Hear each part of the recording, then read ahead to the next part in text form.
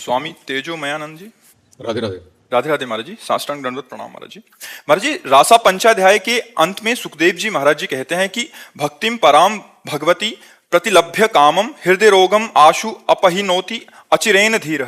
इस दिव्य लीला के श्रद्धा पूर्वक श्रवण और वर्णन करने से परम भक्ति प्राप्त होती है और हृदय के रोग विकार सब मुक्त होते हैं। लेकिन वास्तविक में देखा जाता है कि भजन की निरंतरता जब तक नहीं रहती तब तक हृदय के रोग बने रहते हैं। श्रवण के प्रभाव से थोड़ा उसमें कम होते हैं लेकिन समूल नष्ट नहीं होते। आंतरिक शरणागति और निरंतर भजन का उल्लेख यहाँ नहीं किया गया, परंतु श्रवण और वर्णन से ही परम भक्ति प्राप्त होगी तथा विकारों से मुक्ति मिलेगी, ऐसा सुखदेव जी महाराज जी कहा है। इसमें गुप्त है चिंतन। जैसे प्रयागराज तीर्थ में संगम है तो गंगा यमुना प्रगट दिखाई देती हैं और सरस्वती गुप्त है। ऐसे ही श्रवण कथन सुमिरन तीन का जोड़ है, ये संगम है तीन का, श्रवण कथन और सुमिरन। जहाँ कहीं भी वर्णन आता है वहाँ तीन का वर्णन विशेष तौर से है। यदि आपने केवल श्रवण किया और कथन किया तो पूर्णता को प्राप्त होना असंभव है बिना मनन किए। जैसे धुंधकारी जी के चरित्र में आता है कि वो बड़े अपावन कर्म करने वाले थे, तो गोकर्ण जी उनके बड़े भ्राता थे, तो प्रेत योनि को प्राप्त हो गए थे धुंधकारी जी।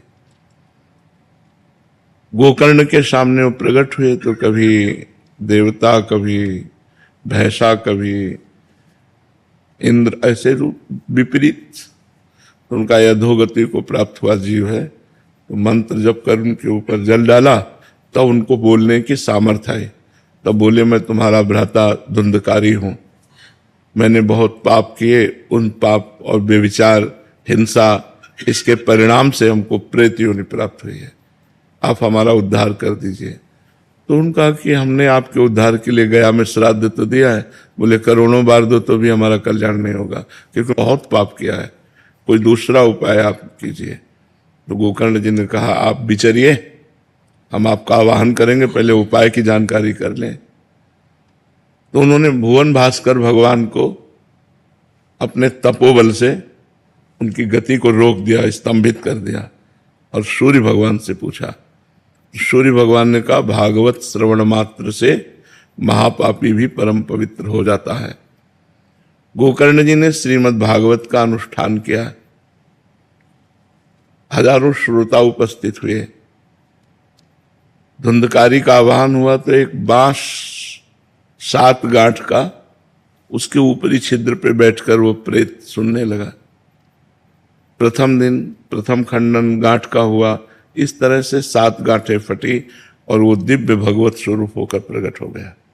प्रेत योनि से मुक्त होकर भगवत स्वरूप, और विमान एक आया और धुंधकारी उसमें बैठ करके परम धाम को जब जाने लगे तो गोकर्ण जी ने रोक दिया। भगवान के पार्षदों से कहा, एक ही विमान क्यों? ये और भी श्रोता हैं, सबके लिए विमान क्यों नहीं लाए? तो उनका, और श्रोताओं ने श्रवण किया, केवल मनन नहीं किया। ये भूख और प्यास सहता हुआ रात दिन कथा का श्रवण और मनन करता था, तो मनन के प्रभाव से विमान आया है, श्रवण के प्रभाव से नहीं, मनन के प्रभाव से विमान। अब अगली बार जब कथा कहिए तो सब श्रोता आपके श्रवण करें और मनन करें, तब फिर इनका उद्धार हो। तो अगली बार कथा कही और जब सबने मनन किया तो शास्त्रों विमान आए और सब भगवान के धाम को गए। तो जैसे हम तीर्थराज प्रयाग में गंगा यमुना को प्रगट देखते हैं, सरस्वती गुप्त है, ऐसे ही परमहंस जी की वाणी में श्रवण कथन रूपी गंगा यमुना प्रगट है, लेकिन चिंतन रूपी मनन रूपी जो सरस्वती है वो गुप्त है। बिना चिंतन के बात नहीं बनेगी। जो हम श्रवण कथन करते हैं वो जब हमारे चिंतन का विषय बन जाए, रास पंचाध्यायी हमारे चिंतन का विषय बन जाए, जहां जहां भी फल स्तुति लिखी है उस फल स्तुति को चिंतन की तरफ ले जाना चाहिए। कि जब हम भगवान श्री कृष्ण की दिव्य रूप माधुरी का, उनके 7 गोपियों का भावपूर्वक चिंतन तो आंसू बहने लगेंगे, हमारी स्थिति आ जाएगी हृदय से काम वेदना, जो हृदय रोग है वो सबसे बड़ा काम रोग है। काम से ही क्रोध का प्रादुर्भाव होता है और काम की पूर्ति से ही लोभ का प्रादुर्भाव होता है। तीन दोष तो काम में ही है। तो इसलिए मनन प्रधान है, तो वहां मनन को गुप्त रखा गया है, श्रवण और कथन कह दिया गया है। तो जैसे आप हजारों बार पाठ करें और मनन न करें तो विशेष लाभ आपको नहीं मिलेगा। अगर मनन करें तो विशेष लाभ प्राप्त होगा, पर मनन की क्षमता नहीं है। रास पंचाध्यायी का मनन कर सके ऐसी क्षमता भी तो चाहिए हृदय की। इसीलिए भगवान नाम जप, भगवान नाम कीर्तन, भगवत भक्तों का संग, भगवत भक्तों की सेवा, ये तब देखो शास्त्र को स्वयं पढ़ करके उसके महत्व को जानना बड़ा कठिन है। इसीलिए भगवत रसिक जी ने लिखा है, प्रथम सुने भागवत भक्त मुख भगवत वाणी। भक्त मुख का मतलब जिसे कहा गया कि आप खजाना जो है वो उत्तर दिशा में रखा हुआ है, अब बीच के रास्ते का उसमें उल्लेख नहीं है। बीच के रास्ते का उल्लेख ना होने के कारण अनुभवी को पकड़ना पड़ेगा, क्योंकि सीधे उत्तर में जाओगे तो नहीं मिलेगा खजाना। कहीं दक्षिण से मुड़ना है, कहां कैसे मुड़ना है, तब वहां पहुंचना है। ऐसे शास्त्र में खजाना रखा हुआ है। परमानंद, विज्ञानानंद, अखंडानंद, आत्मानंद, प्रेमानंद, ये खजाना रखा हुआ है। पर बिना गुरुमुख के, बिना महापुरुषों के हम भूल भुलैया में फंस जाएंगे, वहां तक नहीं पहुंच पाएंगे। अब जैसे इसका भावना समझा जाए तो केवल पाठ कर लिया, बोले काम रोक से, देखो आप पाठ करके अपने लोगों ने तो किया है ना रात के 12 बजे। अब बचपन से इस मार्ग तो अनुष्ठान तो होते हैं। तो बात यहाँ केवल पाठ की या श्रवण की नहीं है, बात यहाँ मनन की है। देखो पाठ और श्रवण से वाकेंद्रीय और श्रवणेंद्रीय पवित्र हुए, लेकिन मन मनन से पवित्र होगा, सुमिरन से पवित्र होगा। इसलिए हम नाम जप करें, नाम कीर्तन करें, भगवत प्रेमी महात्माओं का संग करें और भगवत लीला कथा श्रवण करें, तो धीरे धीरे हृदय रोग नष्ट हो जाएगा। क्योंकि फिर हमारी चिंतन करने की क्षमता आएगी। देखो जब हम श्री कृष्ण रूप माधुरी का चिंतन करते हैं तो श्री कृष्ण चिदानंदमय है। हमारी क्षमता प्राकृतिक है, चिदानंद का चिंतन प्राकृतिक से कैसे हो सकता है? इसलिए बहुत काल नाम जप करने वाला, बहुत काल संत सेवा करने वाला, बहुत काल शास्त्रों का स्वाध्याय करने वाला, बहुत काल संयम से चलने वाला पवित्र हृदय, तब वो चिंतन में लगता है धीरे धीरे धीरे धीरे। तो जो शास्त्रों में स्तोत्रों का, पाठों का फल स्तुति लिखी हुई है, ऐसा कर लो परम पद मिल जाएगा, ये पाठ कर लो, सब है ना, वो उसका तात्पर्य है स्मरण में लाओ धीरे धीरे। केवल उतने पाठ से परम पद की प्राप्ति, क्योंकि परम पद की प्राप्ति तभी होगी जब संसार का विस्मरण और भगवान का सतत निरंतर स्मरण होगा। देह के राग का त्याग, देह संबंधियों के राग का त्याग, देह के भोग संबंध का त्याग, तब जाकर के भगवान की तरफ रति होती है। छोटी मोटी बात थोड़ी है, हमको कसौटी कसना पड़ेगा और आना पड़ेगा उस स्थिति में जिसमें हम रास पंचाध्याय का चिंतन करने का अधिकार प्राप्त हो, तब जाकर के वो हृदय रोग नष्ट होगा। बात समझ पा रहे आप? जी, ये प्रश्न बहुत सारे साधकों का है, क्योंकि बहुत सारे महापुरुष जब लिखते हैं स्त्रोत या चालीसा आदि, तो उसके जो परिणाम में लिखते हैं कि जैसे 1 साल तक गोवर्धनवासी, इनका तो एक साधक आए थे, वो भी यही कह रहे थे कि 1 साल तक तो हो गया, अभी तक मतलब ठाकुर जी आए नहीं। तो महाराज जी यही इसका सूत्र यही है उसके बीच का मनन। हाँ, भजन भजन जब तक भजन नहीं करोगे तब तक। गोस्वामी तुलसीदास जी का सिद्धांत समझ लीजिए, बारी मथे घृत होए बरु, सिकता ते बरु तेल, बिनु हरि भजन न भवतरी, यह सिद्धांत पे। मतलब अगर पाठ की पूछो तो गणना नहीं है कितने स्तोत्रों का, कितने शास्त्रों बार, पर आपको सच्ची बतावे मनीराम पे कोई प्रभाव नहीं पड़ता। मतलब आप लोग तो 1-2 स्तोत्र पढ़ेंगे या दिन भर वाय काम रहा है, गंगा नहा के 4 बजे से जप में बैठना और फिर दिन भर गंगा किनारे लंगोटी लगाए बालू में बैठे, ये पाठ वो पाठ, कितने शास्त्र नाम, धंधा है वही, और कोई काम थोड़ी था दुआदार। लेकिन मन पर कोई फर्क नहीं। महाराज जी इससे तो साधक निराश हो जाएंगे। नहीं, समझना पड़ेगा, मन पर इस पर कोई फर्क नहीं पड़ा, इससे तुमको पुष्टता मिलेगी। मन पर फर्क पड़ेगा जब एकांत में बैठकर मनन करोगे। पाठ में तो शुरुआत और अंत दो याद आए, बीच कब निकल गए पता नहीं चला, मन घूम रहा है संसार में। तो हमको नाम, इसीलिए हम बहुत सोच समझ करके, बहुत शास्त्रों का स्वाध्याय करके, संतों का संग करके कह रहे नाम जप करो, नाम जप करो, राधा राधा नाम जप करो, क्योंकि नाम सीधे मन से संपर्क करता है। आज नहीं तो कल मन को मार करके रहेगा नाम। आप देख लो जप करके, नाम जप करके वो मार के रहेगा।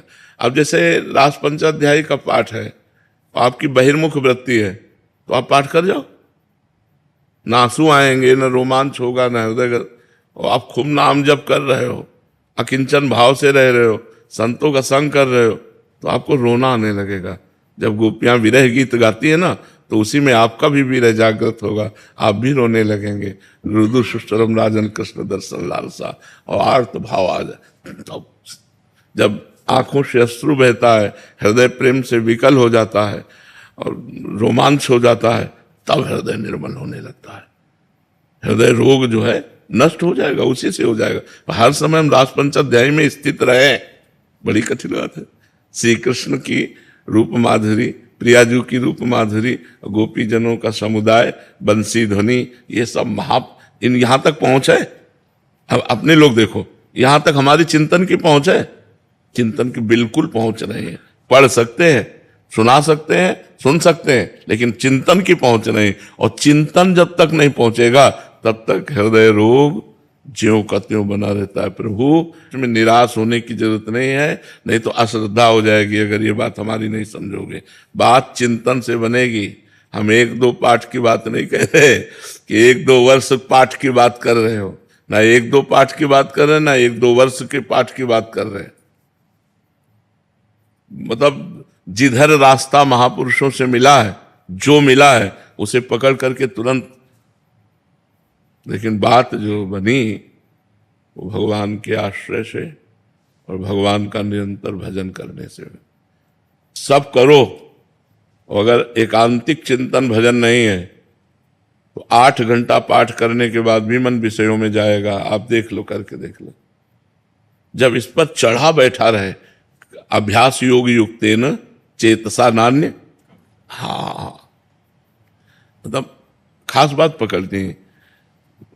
फल स्तुति झूठी नहीं है, फल स्तुति सत्य है, पर उसमें जो श्रवण और कथन के बीच में चिंतन है उसको उठाना पड़ेगा, अपने हृदय में लाना पड़ेगा, चिंतन करना पड़ेगा।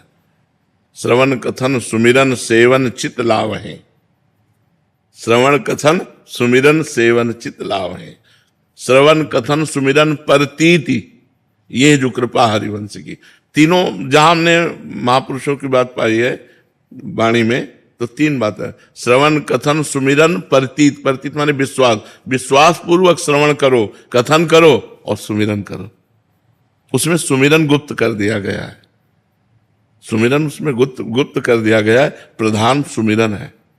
तो सुमिरन होता कहां से है? कथन श्रवण से, इसलिए साधन कथन श्रवण कह दिया गया और उसका सुमिरन होना चाहिए। निरंतर चिंतन होने से तदाकार वृत्ति प्रकट होती है, देह भाव का नाश होता है। तो सुमिरन के बिना तो 4 घंटे कथा सुनो, फिर इसके बाद वहीं 4 घंटे कथा पढ़ो, फिर वहीं। जब कथा से उठो तब कहां हो? फिर आपकी स्थिति कहां है? वहीं होनी चाहिए, कथा में। तो कथा में निरंतर भगवत लीला चिंतन होना है तो सिद्ध पुरुषों का काम है। निरंतर लीला चिंतन होना है तो सिद्ध पुरुषों का काम। साधकों को नाम भगवान के आश्रय में रहना चाहिए। राधा, जब कथन श्रवण हो रहा है तो कथन श्रवण, राधा राधा राधा, वो सुमिरन में ले जाएगा। नाम में पूरा चरित्र छुपा हुआ है, भगवान का पूरा चरित्र छुपा हुआ है। देखो वाल्मीकि जी को पूरी रामायण की रचना कर दी। गोस्वामी तुलसीदास जी कहते हैं, भगवान शंकर को साक्षी करके कहता हूं, मेरी जबान गल जाए यदि थोड़ा भी मिथ्या हो, मुझे जो कुछ प्राप्त हुआ है वो राम नाम से प्राप्त है। राम भगवान नाम जब नाम जप से जो सब कुछ प्राप्त हो जाएगा। लीला श्रवण में रुचि हो जाएगी, नाम जप से लीला कथन में रुचि हो जाएगी, नाम जप से लीला चिंतन का अधिकार प्राप्त हो जाएगा। इसलिए साधक को चाहिए कि थोड़े समय कथा भगवान की कथन करे, थोड़े समय श्रवण करे और अधिक समय नाम जप में रहे, भगवान नाम का मनन करे, तभी उसमें क्षमता आती है लीला चिंतन की। लीला चिंतन छोटी मोटी बात नहीं है, ऐसे नहीं होता लीला चिंतन। भगवान की लीला चिंतन तभी होता है जब हमारा मन पवित्र हो जाता है, मन निर्विकार हो जाता है, और वहां लीला चिंतन जब होने लगेगा तब सारे हृदय रोग नष्ट हो जाएगा। समझ में आप इस पर राजी हैं? जी महाराज। फिर गोस्वामी जी कहते हैं कि यद्यपि मृषा छूटत कठिनाई, लेकिन वो मृषा है, इसको दृढ़ भाव से उसको दूर करना जी, यही थोड़ा सा ये हो जाता। देखो हमारा जो शरीर राग है ये बहुत पुराना है, बहुत पुराना है। कभी हमको शरीर ने नहीं पकड़ा, शरीर ने कभी हमको नहीं पकड़ा, इसलिए वो मृषा है। छूटत कठिनाई, हमने शरीर को पकड़ लिया इसलिए कठिनता है। समझ पा रहे ना? मृषा इसलिए कि इस जड़ शरीर ने कभी चैतन्य आत्मा को स्पर्श भी नहीं किया। बंधन की तो बात जाने दो, पर छूटत कठिनाई ये बात है कि उस चैतन्य घन आत्मा ने अपने स्वरूप का विस्मरण करके इस देह को स्वीकार कर लिया। अब इस देह राग को मिटाने के लिए गुरु की शरण में जाकर के, और जब खूब साधना की जाती है और जब पवित्र बुद्धि में विवेक का जागरण होता है, तो सत असत का निर्णय करने की क्षमता विवेक में है। तो ओहो, मैं तो बंधा ही नहीं था, कहां बंधन है। एक राजा को इसी बात का उपदेश किया। राजा ने कहा कि मुझे माया ने बांध रखा है। एक संत भगवान से सत्संग हुआ तो उन्होंने कहा कि आपकी बातें सुनता तो मैं हूं, लेकिन मुझे माया ने बांध रखा है, इसलिए मेरे ऊपर प्रभाव नहीं पड़ रहा है। दूसरे दिन साथ वन में टहल रहे थे, वन विहार कर रहे थे, संत ने एक आम के पेड़ को ऐसे पकड़ लिया और कहा राजन छुड़वाइए, पेड़ ने मुझे पकड़ लिया। तो राजा बड़ी जोर से हंसे, कहा महाराज क्यों विरोध कर रहे हो, कभी पेड़ की इतनी क्षमता है आपको पकड़ सके? वो जड़ पेड़ आपको कभी पकड़ ही नहीं सकता, आपने पकड़ रखा है। बोले यही बात हम आपको समझाना चाहते हैं, जड़ माया कभी तुझ चैतन्य को नहीं पकड़ सकती, तूने अपने स्वरूप को भूल करके माया को पकड़ रखा है। तो यद्यपि मृषा, क्योंकि चिदानंद में आत्मस्वरूप को ये जड़ प्रकृति कभी आवरण ही नहीं कर सकती। छूटत कठिनाई, क्योंकि चिदानंद स्वरूप आत्मा का विस्मरण अपने स्वरूप का करके और देह भाव में आ गए, इसलिए छूटत कठिनाई। तो अब गुरु चरणों का आश्रय लेकर उपासना के द्वारा तीव्र की हुई विवेक की तलवार से इस असत बंधन को जो है ही नहीं काट दीजिए, दूसरा कोई उपाय नहीं। समझ पा रहे हैं जी?